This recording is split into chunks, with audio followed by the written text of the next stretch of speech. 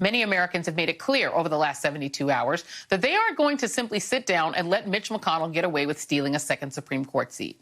Bishop William Barber led caravans of protesters today at McConnell's D.C. home, as well as his offices in Kentucky. And joining me now is Bishop William Barber, co-chair of the Poor People's Campaign and author of We Are Called to Be a Movement. And Bishop Barber, you know, in the last little block, I kind of went through some of the things that I think people pay so much attention to Roe v. Wade when it comes to the court. You and I have talked about this a lot, that they're losing some of the other stuff that Republicans want the courts for, whether it's, you know, environmental regulations. They love to deregulate and destroy things like the Clean Air Act, the Clean Power Act, and give away a lot of our land to be drilled up. Or, you know, they want to do things to help rich corporations, drug corporations, insurance companies, and rich folks.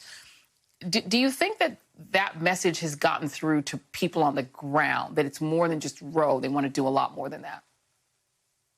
Well, Joe, when I think about the thousands of people that organized with us today, and, you know, we've been doing these Monday marches on McConnell for a few weeks, but thousands of people joined us online. They shut down all his phone lines. There were many, many people across the state. I think people are getting it, that the Republicans actually want only a fight on Roe v. Wade. That's the fight they want. The fight they don't want is us to show that the same way that they claim to be for life, but actually not, with Roe, they're undermining so much else. And you think about it, 200,000 people dead today from coronavirus. Didn't have to be, a lot of them. Ruth Bader Ginsburg dead. McConnell won't vote on a stimulus because he can't get protection for liability for the corporations. He can't get $200 billion more dollars of tax cuts. He can't get his fighter jet. He won't vote on that.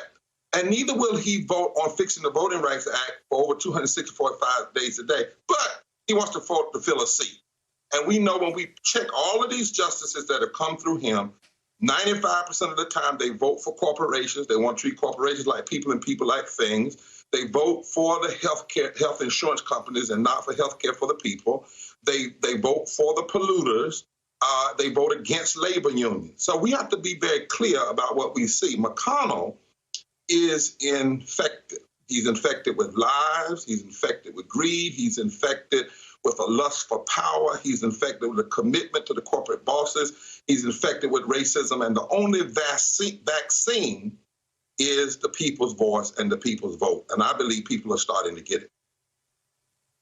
Yeah, I think Lindsey Graham is feeling a lot of the heat on that. I mean, you think about it, the stuff that's on the table right now, Roe versus Wade, yes, is on the ballot in November, absolutely. But Obamacare might be doomed if you have an 4-4 ruling that does not overturn this just wild case that's coming up that most legal scholars say is ridiculous. But it's their last attempt to get rid of health care. You're talking 20 to 30 million people who would lose their health care, including something like 400,000 people in Mitch McConnell's home state of Kentucky who actually got the Obamacare expanded Medicaid.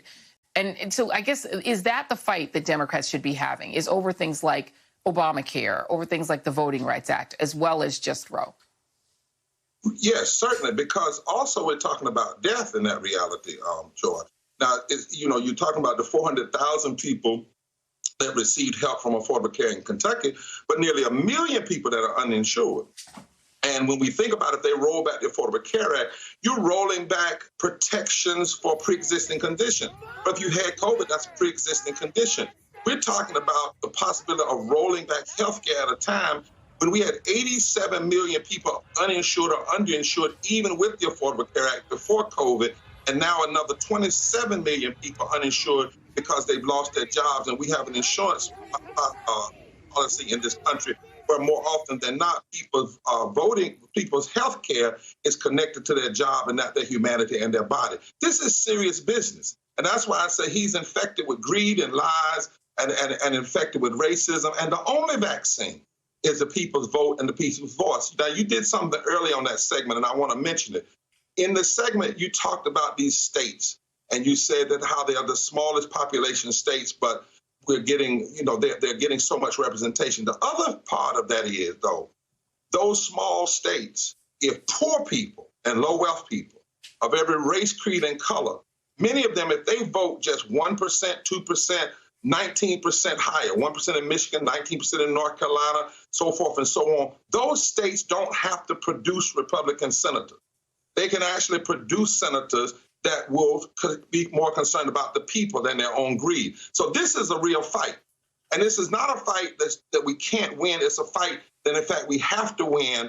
And there are 34 million poor and low-wealth people who are already eligible to vote that didn't vote last time. I say to Democrats and progressives, talk to them, speak to them, make sure that you're clear that this is a battle for life and death in this democracy. And if they're going to do this, they must pay a political price. We must have a voter turnout like never before. We must expand that voter turnout, and we must make clear that you don't get to even threaten to do this, let alone do it. Bishop William Barber, a very important voice in these very, very troubling times. Bishop Barber, thank you so much. Really appreciate you, as always.